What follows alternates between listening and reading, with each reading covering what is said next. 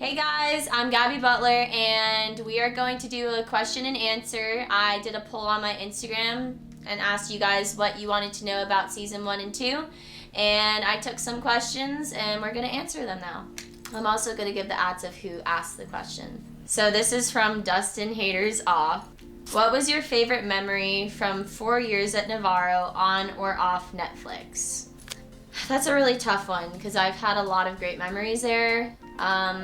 I would have to say 2019 when all of us came in for a meeting and we were like screaming and yelling at each other, but it was just because we had a lot of stuff like on our mind, and then at the end of it we were all like laughing and just like hugging each other and just everything, like even though we fight like brother and sister, like we love like brother and sister. Yeah, that was one of my favorite memories just because I felt like we had so much passion behind everything, and I felt like we really just came together, and even though it like was a little rough at first, like we all like left there basically just being even stronger. Which season was harder to shoot and why? I think for me, I would say the second season was harder to shoot just because I felt like there was a lot more going on, like outside of practices and just in general in life. I felt like there was a lot more obstacles in the second season. You guys will see it for yourselves, but yeah, definitely season 2, I would have to say. Who are you closest with on the team from season 1? The first season, which was 2019, my vet year, I was pretty close to a lot of people on the team. I was closest to Sherbs because that was my roommate and that was like kind of my like right hand. I felt like me and Sherbs did everything together, and I felt like she always had my back, even if like everyone else didn't. I felt like she was always there for me, and she was always so supportive, and I was so supportive of her too. So it was like just kind of like a mutual feeling. So I would have to say, yeah, Sherbs. Okay.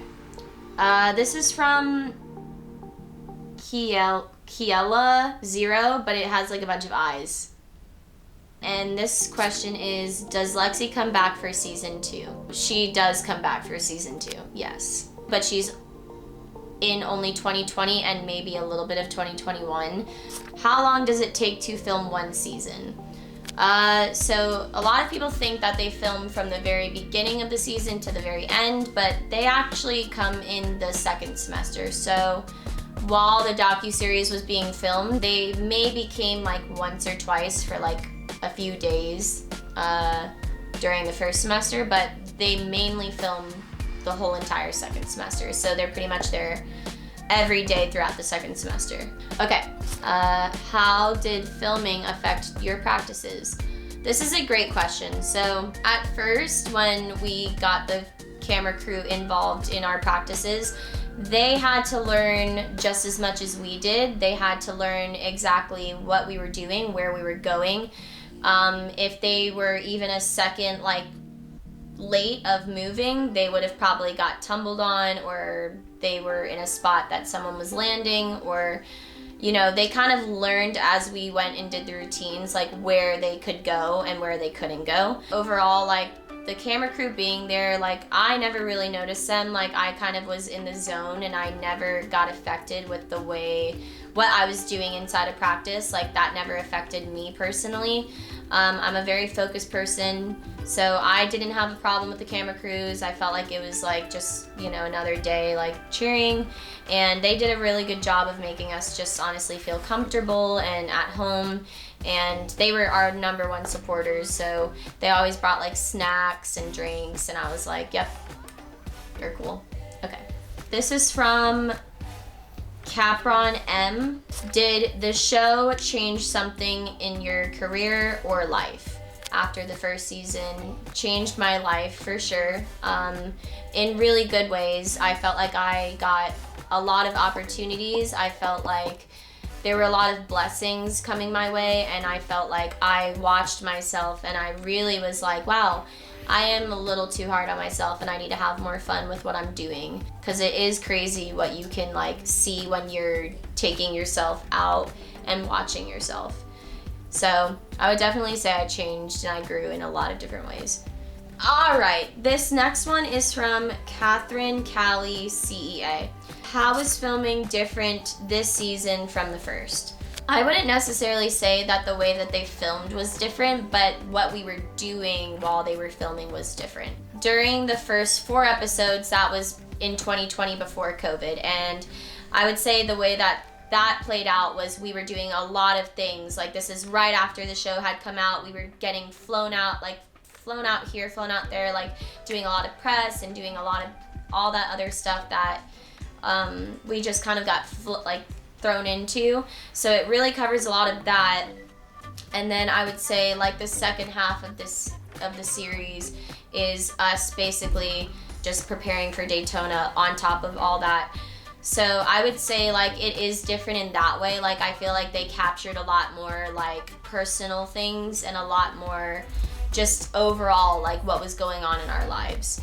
Someone asked how many injuries were in season 1. Unlimited. 40. Okay, I'm gonna answer that one. There were honestly way too many that I can even count. We had an obscene amount of injuries in the first season, and we had even more injuries that were not on camera. I remember specifically me, I had really bad shin splints, and I don't know if you consider that an injury, but I was dealing with really bad shin splints. I rolled my ankle really bad to the point where I thought I broke it. I know that a lot of girls that year got concussions. Sherbs hurt her elbow, she dislocated it. I know that someone tore their ACL. TT hurt his back. There was just so many injuries, and honestly, like, those are the ones that like I'm just naming off of the top of my head, but there were a lot of injuries that a lot of people had to overcome that year. This is from Bailey.Dodd07. Favorite and least favorite thing about cheer. I would say my favorite thing about cheerleading is just like the people and the connections that you have from cheerleading. I feel like you really can grow amazing friendships in this sport because there are so many different personalities and there's so many different types of people that you do meet in cheerleading, and I feel like those people can become your lifelong best friends and you won't even know it, but like that's just how I feel. I feel like I've met so many amazing people through cheer. I would say my least favorite thing about cheerleading is like just there can definitely be a lot of cattiness, and I think that that's a big problem, especially in this sport. I think that there's a lot of people that want to talk about people behind each other's backs rather than just going straight to that person and telling them exactly how they feel and why they feel that way.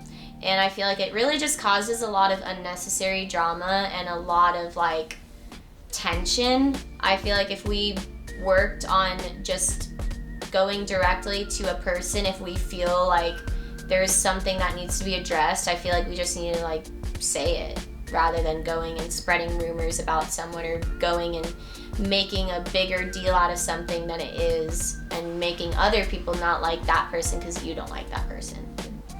All right, this is from, I'm not sure how to say it, so was there a lot of staging for the show or was it mostly in real? So I would definitely say that most of I would say 95% of the show was 100% real. It was not staged. It was basically just raw footage of what we were doing. I would say the only times that, and I wouldn't necessarily say it was staged, but I would say the only times that, they would ask us to repeat a question or to say something was when we were getting interviewed. But again, even in our interviews, we gave our honest answers. So it was never like, oh, say this, like say that. We just said exactly what we felt. Okay.